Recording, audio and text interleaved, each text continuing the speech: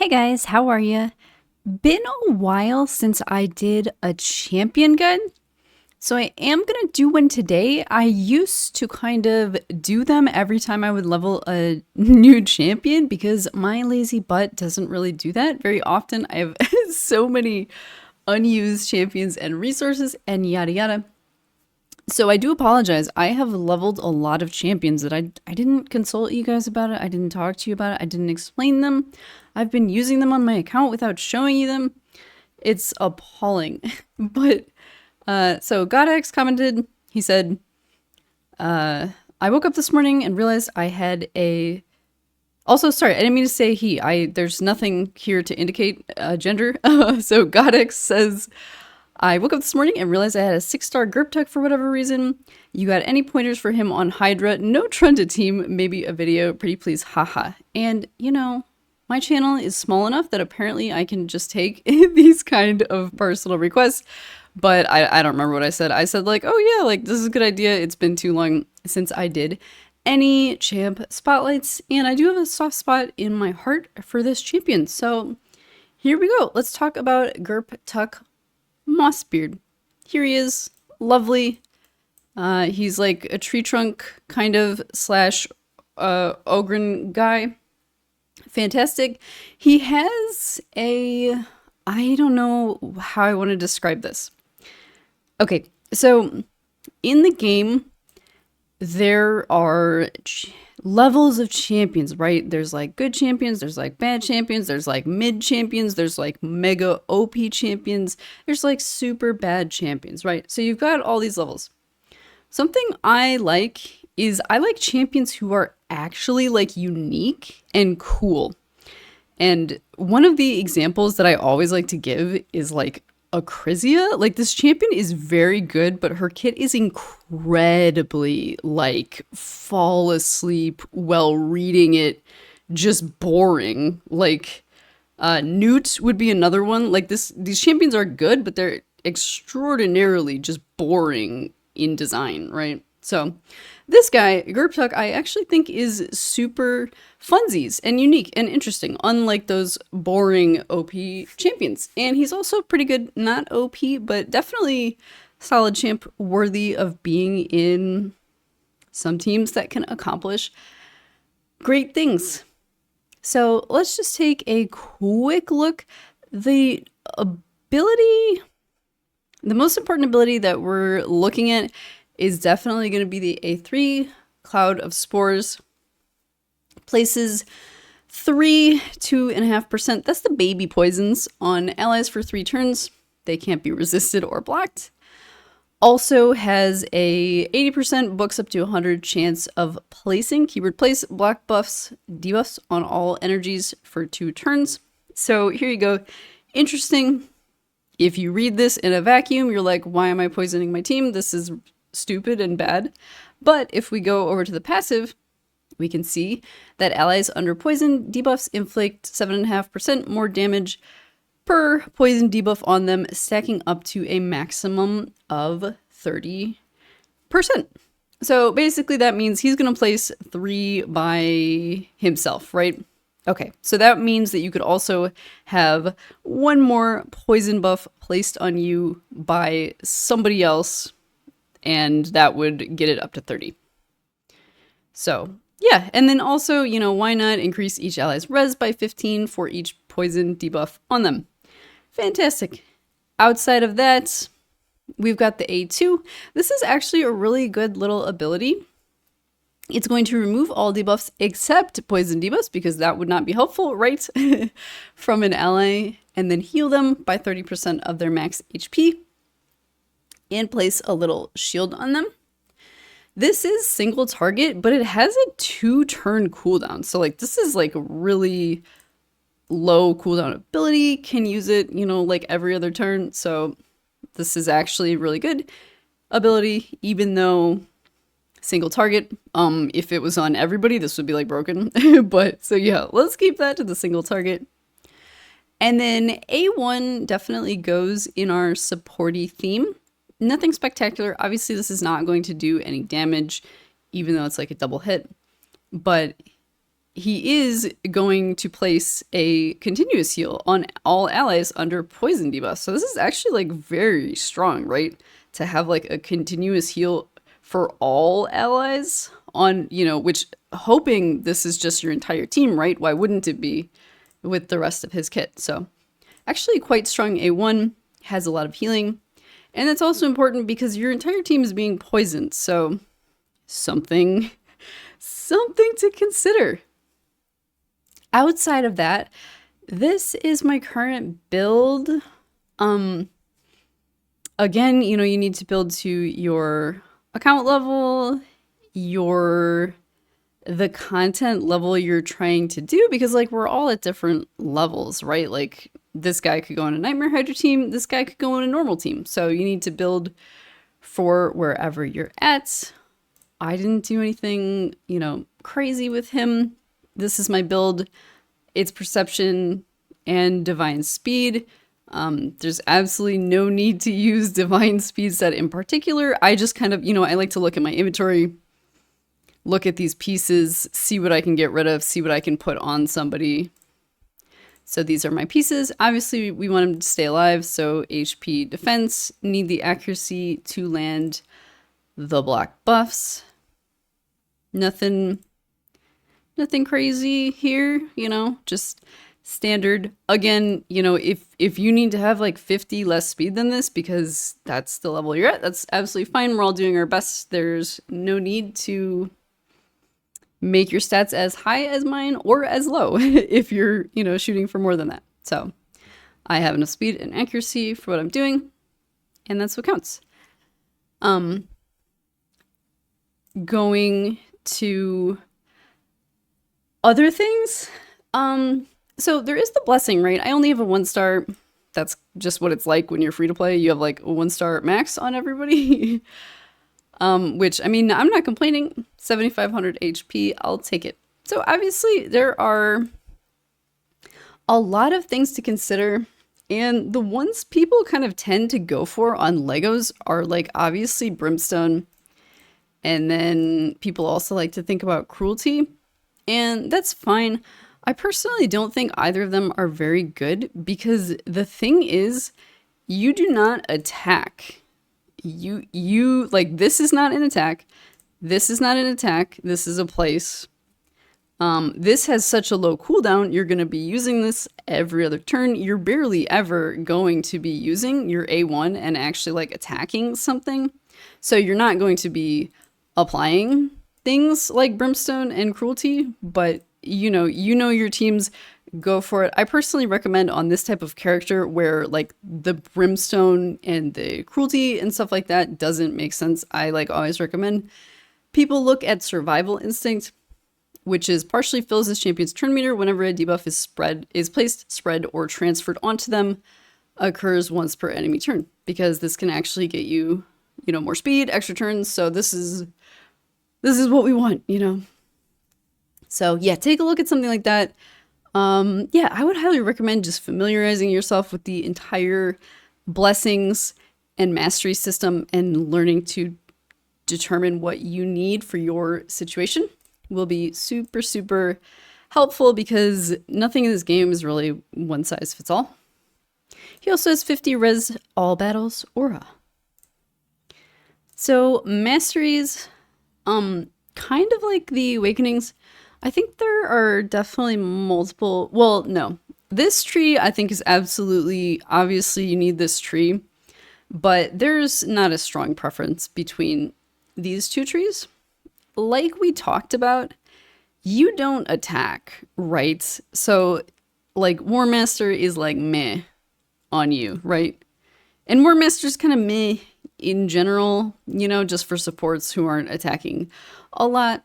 For me, it's got kind of like added value back with Amius, because it's like actually a solid way to do damage to him because he's so tanky. So yeah, little extra value there. But I also think this tree is totally valid, and just get Unshakable, get the resistance. I suppose the only reason I ended up going with this is because I was thinking about my survival instinct, and I was thinking, like, look at all this res I'm getting, look at all this res I'm getting. Like, I was like, okay, if I put any more res on here, like, I'm I'm never using the survival instinct, right? So, okay. So yeah, that was my thought process. But again, you know what you're doing. Do you need the res? Do you need, you know, what do you need? Because yeah, like we talked about, nothing is one size fits all. Do what you need with the masteries. And then yeah, just to talk about it a little more in depth on the support side. So Sniper is good on a lot of people who place debuffs, but you're booking up to 100% on the one debuff you place. So absolutely not necessary. I would go for this one. And then I just went for this one because maybe I could extend that little shield buff, but I don't think there's anything extraordinary for him on this tree. I would hope my entire Hydra team is not dead and this is not a good mastery. So yeah, but again, you know, you look at what you're trying to do. I did this one, and then the sets, obviously, because I had like perception and divine speed. So see what's up for you. This one, use at your own risk if you use him against Amius. But you know, this is always a good one for people who place debuffs. Accuracy here, accuracy here, accuracy here, and just that one for a little tiny shield. Sheerly because there's nothing really else better on that tree. Okay, so like, where do you use this guy? Obviously, you use him in Hydra. He has block buffs. It's the goated Hydra ability, right? So unfortunately, at the time of making this video, I have already used him in Hydra this week. It is very, very sad. Very sad. So I cannot give you a live Hydra demonstration. But fortunately, I do have evidence that I use him in Hydra teams. He exists. So this is just like from the video the other day that I did about how bad my Trenda team is now, but it'll suffice. So Esther's faster than him, so she's gonna go first. But he'll probably go next, maybe. Okay, so there you go. It's just a place, right? There was no attacking necessary. There's no potential to weak hit. We are just placing. So that is super, super nice because if you guys use like Ugo, it's terrible and I cry and I weak hit all the time. And very sad. So just a simple place. I love how it resisted. Would it even be a Hydra fight if you didn't just get resisted by, you know, some head that you have like double the accuracy needed to place the debuff? Of course, no. The game wouldn't be fun. So that's basically, you know, that's his big thing. We can see my whole team has the poison, so they're getting the increased damage throughout the fight. I'm randomly losing my voice, of course. Wouldn't be a video from me if I wasn't. And let's see if we can see a little shield usage. See the little baby cleanse. Come on.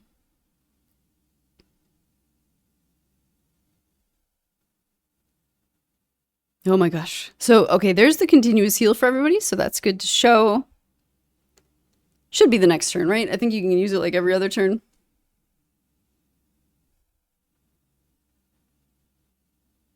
Or not? Okay. Does he use this ability?